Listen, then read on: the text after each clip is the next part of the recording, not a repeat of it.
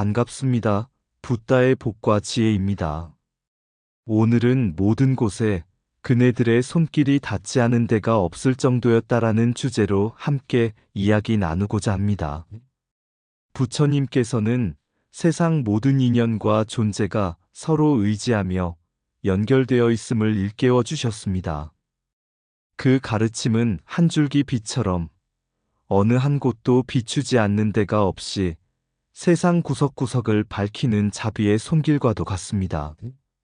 오늘 이 시간을 통해 역사 속에서 일어난 사상과 움직임을 살펴보면서도 결국은 부처님의 참뜻이 무엇이었는지, 그리고 우리가 어떻게 그 뜻을 현대에 되새기고 살아갈 수 있는지를 함께 나누어 보겠습니다. 여러분의 마음에도 자비와 지혜의 빛이 가득하기를 기원합니다.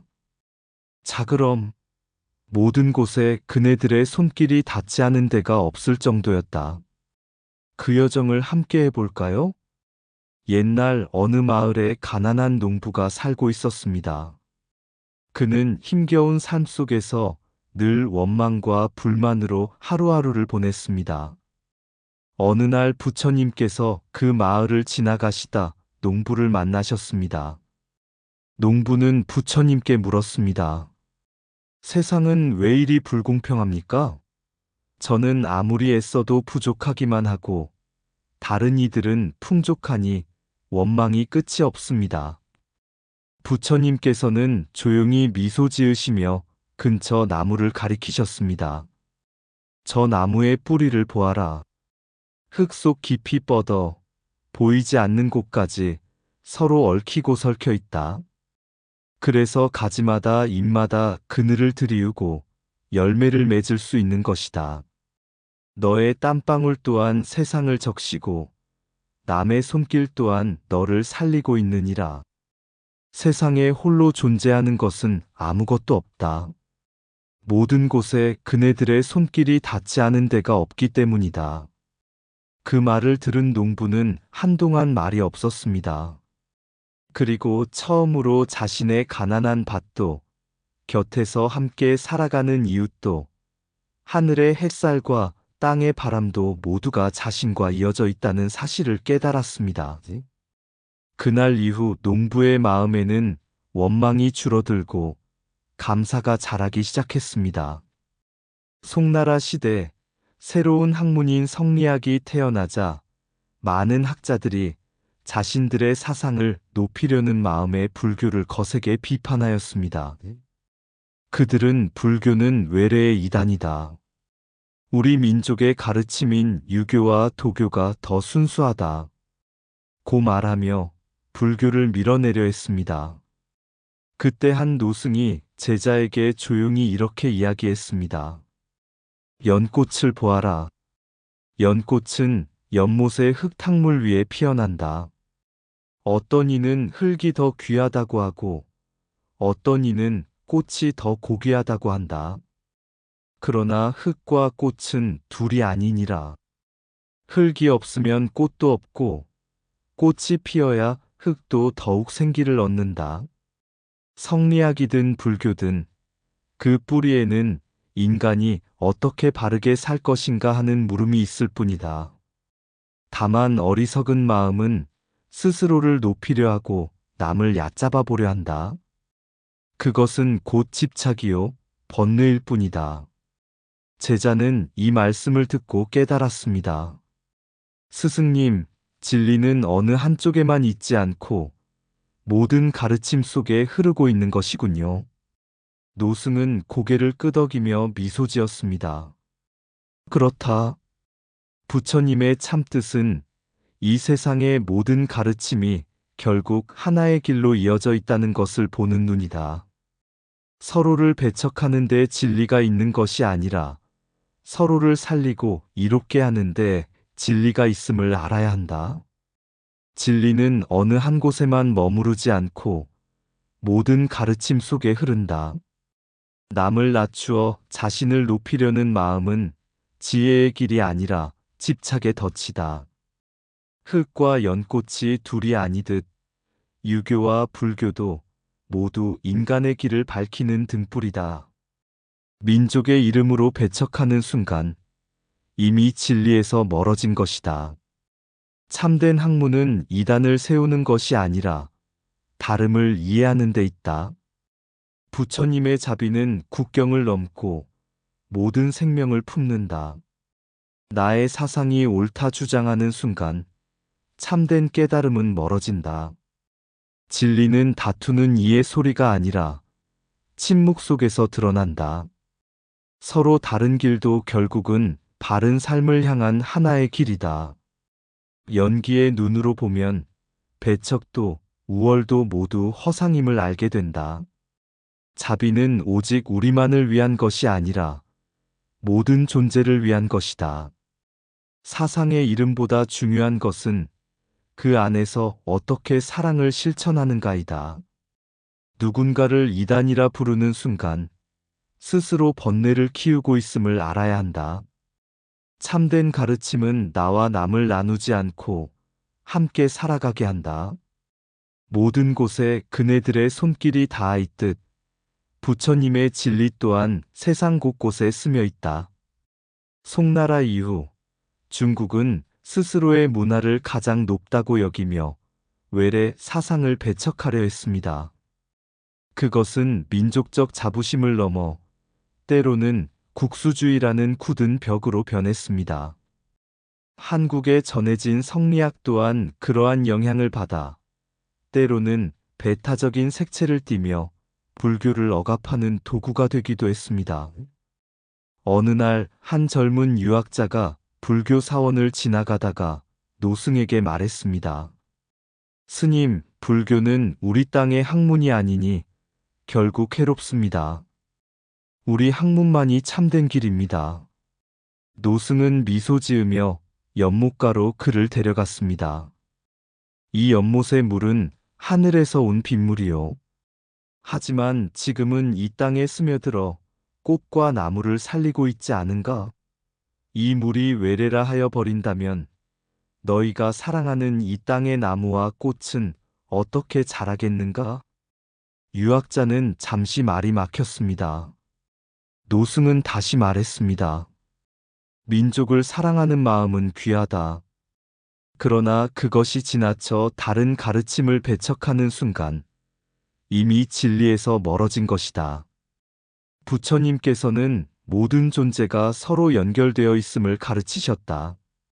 국경과 이름은 다를지라도 진리와 자비는 하나로 이어져 있다. 그 말을 들은 젊은 유학자는 깨달았습니다. 참된 사랑은 배타가 아니라 포용으로 드러나는 것이군요. 민족을 사랑하는 마음은 귀하지만 그것이 벽이 될 때 진리는 사라진다. 뿌리 깊은 나무도 바람과 비가 없으면 자랄 수 없다. 문화 또한 이웃과 함께 자라는 것이다. 국경은 땅을 나눌 뿐 자비와 지혜는 나눌 수 없다. 배타의 외침은 진리를 지키는 듯하나 사실은 진리를 가리는 연기일 뿐이다. 참된 사랑은 우리만이 아니라 남을 품을 때 비로소 완성된다. 꽃이 피려면 흙이 필요하고 흙이 숨 쉬려면 꽃이 있어야 한다. 모든 사상은 서로를 살린다. 집착은 사상의 이름으로 다가오지만 깨달음은 그 이름을 넘어선다.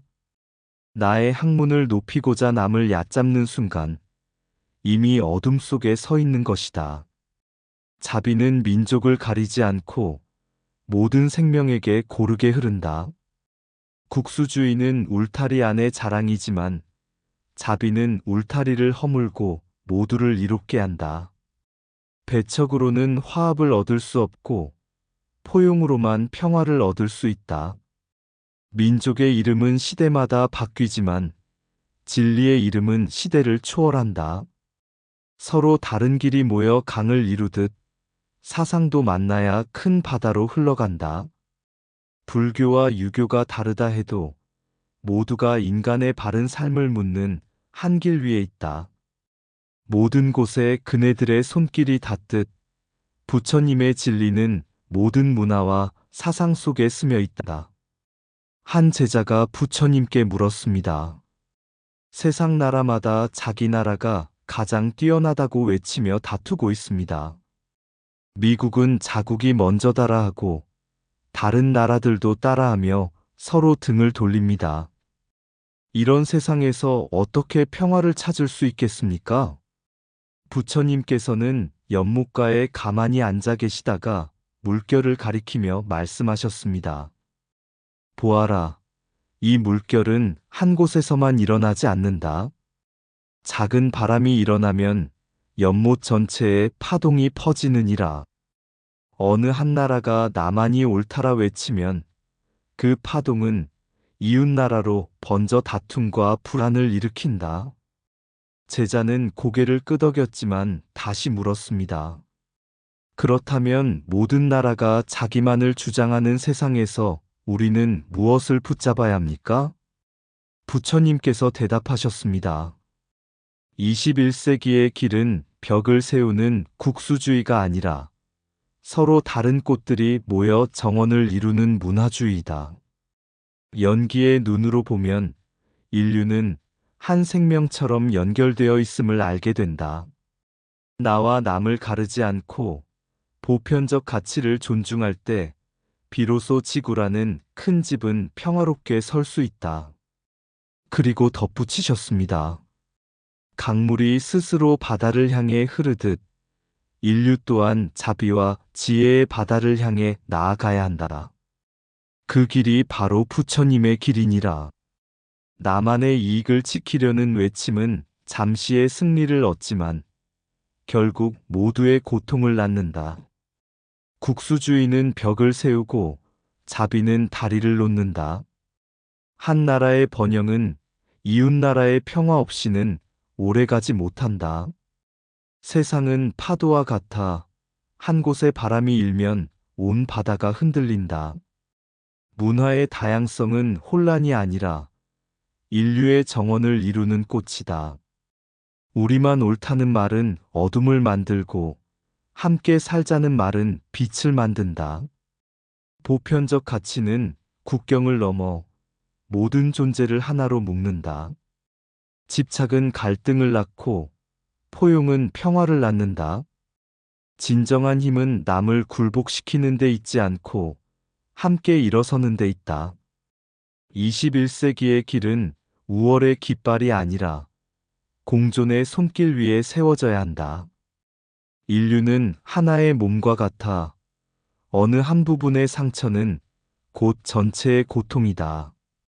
자비는 내 나라만의 것이 아니요 온 세상의 숨결을 살리는 바람이다. 글로벌한 가치는 멀리 있는 이상이 아니라 지금 여기에서 서로 존중하는 마음이다. 바다는 강물을 가리지 않고 모두 받아들여 크다. 인류도 그러해야 한다. 모든 곳에 그네들의 손길이 닿듯 부처님의 진리는 온 세상에 스며 하나의 길을 밝힌다. 오늘날 세계는 서로 다른 목소리로 가득합니다. 우리나라가 먼저다. 우리 문화가 가장 위대하다. 이런 외침은 국수주의라는 벽을 세우고 인류를 다시 옛 갈등의 길로 이끌고 있습니다. 그러나 부처님께서는 이미 오래전에 말씀하셨습니다. 강물은 서로 다른 산에서 흘러나오지만 바다에 이르러 하나가 되느니라. 우리가 서로 다른 나라, 다른 문화, 다른 생각을 가졌을지라도 결국은 하나의 지구 위에서 함께 살아가는 존재입니다. 누구의 우월함을 증명하는 것이 아니라 서로를 살리고 존중하는 데서 참된 가르침은 드러납니다. 21세기의 길은 배타의 깃발이 아니라 포용과 자비의 손길입니다. 국경을 넘어서는 자비, 문화의 차이를 껴안는 지혜, 그리고 인류를 한 가족으로 보는 연기의 눈. 그것이 바로 부처님의 참뜻이며 우리가 미래로 나아가야 할 길입니다. 모든 곳에 그네들의 손길이 닿지 않은 데가 없을 정도였다. 바람은 스스로의 길을 막지 않고 햇살은 나라와 종족을 가리지 않네. 이 땅 위에 세워진 이름과 경계, 그대들의 손길은 번성하되 자비의 빛을 덮을 순 없었다. 성품이 선한가, 악한가 묻지 말라. 꽃은 피면 향기를 내고 물은 흐르면 갈증을 적신다. 진리는 국경이 없고 법음은 만방에 스며든다. 그 손길이 닿지 않은 곳에서도 부처님의 뜻은 이미 머물러 있다. 이상 붓다의 복과 지혜였습니다. 오늘도 복지 구족한 날 되세요. 구독과 좋아요는 붓다의 복과 지혜를 밝히는 큰 자비의 등불이 됩니다.